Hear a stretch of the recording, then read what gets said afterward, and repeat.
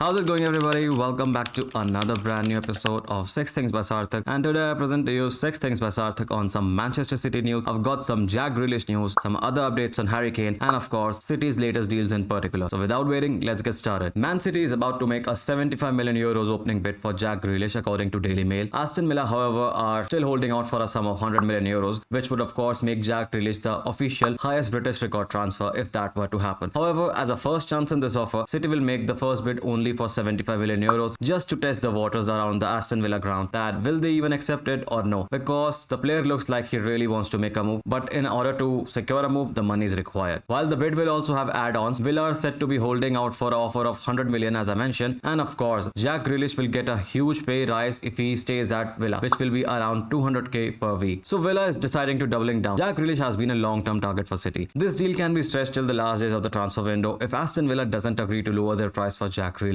Of course, where there is Manchester City news, there is always Harry Kane these days. Of course, Manchester City are very determined to sign Harry Kane from Tottenham but they have no intentions of paying the 160 million euros asking price. As reported earlier in my videos, they would also be making a bid in the region of 130 million euros just to tempt Tottenham. But as reported, Spurs want 160 million euros as reported by Daily Telegraph. Kane's England teammate believed that he could refuse to actually return to Tottenham for pre-season training in a bid to try and force a move to Man City. This will of course be a tough one as it is for one of the best number 9s in the world, but don't think for a moment that City will back down because they have all the money. But don't think for a moment that City will back down. They will go toe to toe against Spurs to make counter offers. This is a wanted man, of course. He's a pocket dynamite in my opinion, so no surprises that biggest parties want to land him straight away. But as reported by Calcio Mercato directly from Italy, the Juventus winger is untouchable right now and no one can lure him away from Turin this season, as he is in very much part of their plans going forward in the next season. So in my opinion, it would be very hard for City to convince Federico Chiesa to move to Manchester City, because he's a guy who's on a roll right now, won the Euros, did well with this club last season, and he'll be looking to continue the same momentum ahead with Juventus only next season. This would of course not be a surprise, City fans. City have made Sterling available for transfer this summer as a part of a squad overhaul from the boss Guardiola, as reported by Daily Mirror. This won't come as a surprise because he looked unsettled during the last campaign with City. City will potentially sign Grealish, which would even mean that the latter will take his spot in the playing 11 of course. So the exit talks for Sterling were inevitable. So hold up lads, listen carefully. This is a very detailed analysis from my side of course. Could look simple on the screen, but yeah, it's very detailed from my side. City sold Jack Harrison to Leeds for around 11.5 million euros according to the transfer market. And again, secondly, City will receive 11 euros around for the deal that saw Sancho going to Man United, and of course they had a clause, so they got a sell-on portion from the price as reported by Sky News. Thirdly, City will have the money from the sales of Angelino, that would be 16 million euros, and more recently City sold Lucas Nemecha to Wolfsburg for 7 million euros. Therefore, these four sales will accumulate around 45.72 million euros in the windfall. And you know, there is a player that is Yangel Herrera that is being linked with a move away from City either to Southampton, Leeds or West Ham. So the same league move, maybe City will earn around 20 million euros for him. That would see City earn total of 75 million euros in this transfers, and they already have an existing budget of 150 million euros, which might potentially push them to get the targets that they want in this transfer market. That will be Harry Kane and Jack Grealish. This is of course a replacement. Samuel Umtiti could go to Manchester City to add strength in the depth. This comes after Eric Garcia left City, and of course City wants to have a replacement. They don't want to be playing Fernandinho again in the centre back spot. This is a low cost move for Barcelona centre back, so it won't be a huge problem financially for City. But tell me, City fans, are you happy with Umtiti if he signs for City? So that's it for this short video on 6 Things by Sarthak on some Manchester City news. I hope you liked it. If you liked it, please drop a thumbs up and subscribe if you haven't already, and I'll see you guys in the next one. Bye bye. Peace.